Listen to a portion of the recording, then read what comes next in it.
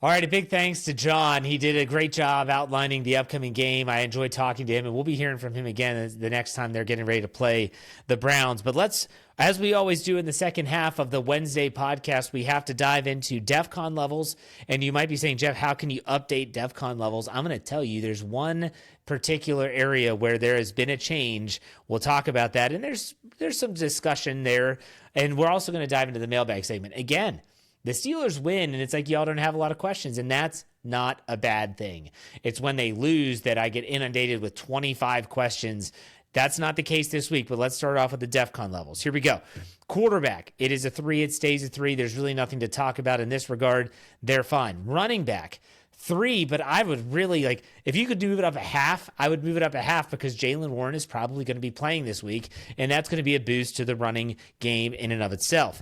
Wide receiver and tight end, this is one that you might want to dock a half if Calvin Austin can't play, but we're going to keep it at a 3. It doesn't move anywhere. The offensive line stays a 3. Defensive backs, that's a 3, and that would be one that I would love to bump to a 4 if only we knew that Jalen Ramsey was going to play. But unfortunately, it looks like Joey Porter is going to be coming back. Jalen Ramsey might be out. He might still play. Mike Tomlin was optimistic. We'll see what the injury reports look like. But still, when it comes to defensive back, it stays a 3. Inside linebackers have been looking good. They stay a 4. Outside linebackers, they get Alex Highsmith back. That's a 4. It stays a 4. Defensive line is a 3 and stays a 3. The special teams remain the same with a 3 as well. The fan DEFCON levels. This is where the change came from, folks. I have the DEFCON fan level going from a 3 to a 4. I got to be honest. The Steelers fan base was glued in week 5. I know a lot of times people will just say, I'm not going to watch. I'm just going to let it go. But man, they were glued in. They loved every second of watching the Browns lose early in the morning, the Ravens lose around midday, and then the Bengals losing later on in the afternoon, evening. It was a thing of beauty. People were all excited for it. I was too, not going to lie. And so I think it's got people feeling good. The Steelers have a multi-game lead in the division. They have some winnable games coming up. Can they take care of business? It's a 4. I think Steeler fans are feeling really good right now about the prospects of this team. So really the DEFCON levels stay the same except for that fan DEFCON level. Let's dive into the mailbag, shall we? So when you're talking about the mailbag, again, not a lot of questions, but here we go. Let's get this thing started with Jeff Coons, our buddy from up north. He said, greetings from Not Matt, Canada. Do the Steelers of the AFC North opponents give you more optimism for the rest of the Steelers season? Do the struggles of the AFC North opponents give you more optimism for the rest of the Steelers season, or is their success or failure self-determined? I know Coach Tomlin, quote, does not seek comfort, end quote. However, it is comforting to know that the Steelers can be the captain of their own destiny, especially with games versus the Browns and Bengals in the near future.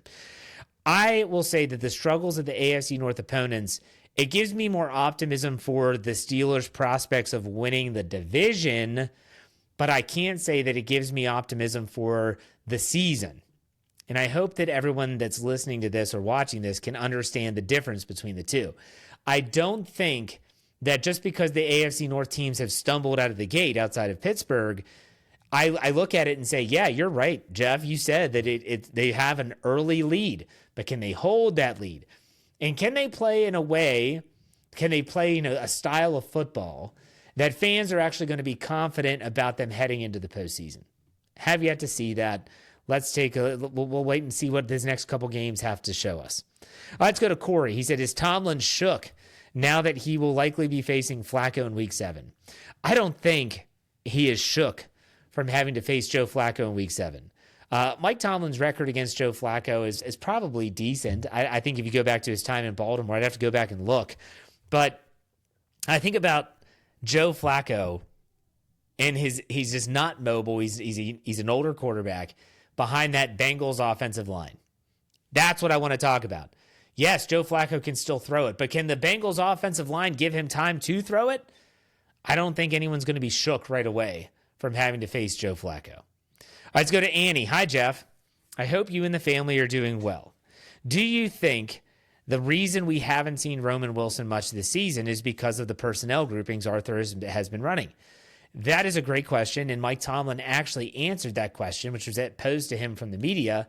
He was asked that during his press conference, and he said that, yes, it is because they've decided to focus on different personnel packages. The last time we saw the Steelers play in week 4, they ran their heavy package, which had Spencer Anderson and Darnell Washington. You only have so many wide receivers. He did say that if Calvin Austin can't play for whatever reason, mainly the shoulder injury, you would see Roman Wilson more. He and Scotty Miller would probably split time along with Ben Skoranek in certain areas. But yeah, I think that and Mike Tomlin made a very clear statement that it's not indicative of something that Roman Wilson's not doing well. It's just one of those situations where it just hasn't worked out yet. He said it's still a long season. They have 13 straight games coming up. Let's go to Tyler. He said, I have a few quarterback-related questions for you. Number 1, if Rodgers continued with this level of current play for the remainder of the year, would you be willing to bring him back next year as well as drafting a quarterback to sit behind him? Do you think he could lead us to a Super Bowl next year? That's an interesting question. I will say this, Aaron Rodgers, at least in the short term, he looks like he's rejuvenated. It looks like he's loving life. It's like he found the fountain of youth in terms of his excitement for the game. And maybe it's just because he got out of the hellhole that is the New York Jets. I don't know.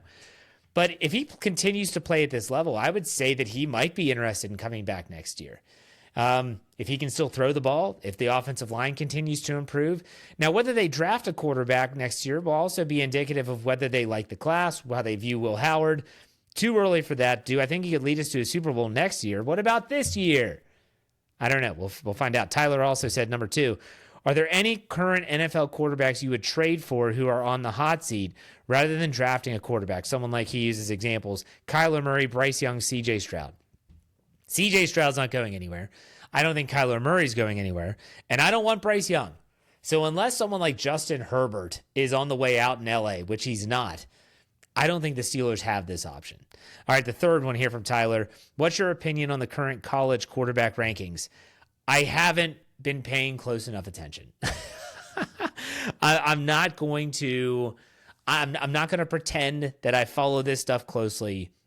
So I'm not going to pretend. I haven't been watching. I will as things start to shift towards the wintertime, I'll maybe take some stock of it then. Sorry. All right, let's go to Avid Ball Watcher. He said, hey, Jeff, I'm not sure how much you talked to your contact during the season. However, have they mentioned anything about why Roman Wilson isn't seeing the field?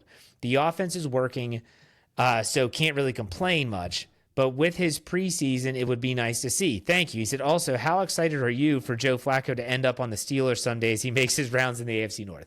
All right, I'm not excited about Joe Flacco potentially ending his career in the Steelers. I have no interest in that.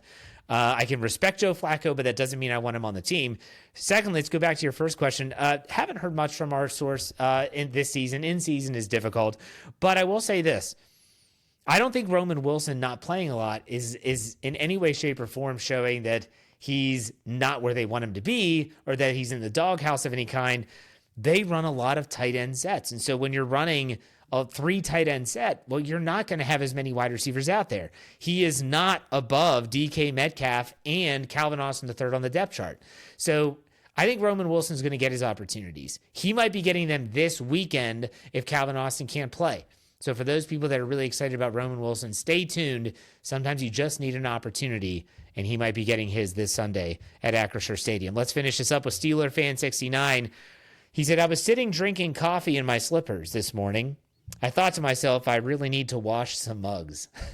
All right, he said, I was asked to help design the first Monopoly board. I thought, I'll give it a go.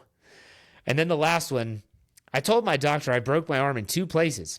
He said, stop going to those places. I thought those were good, especially 1 and 3. 1 and 3 are really good.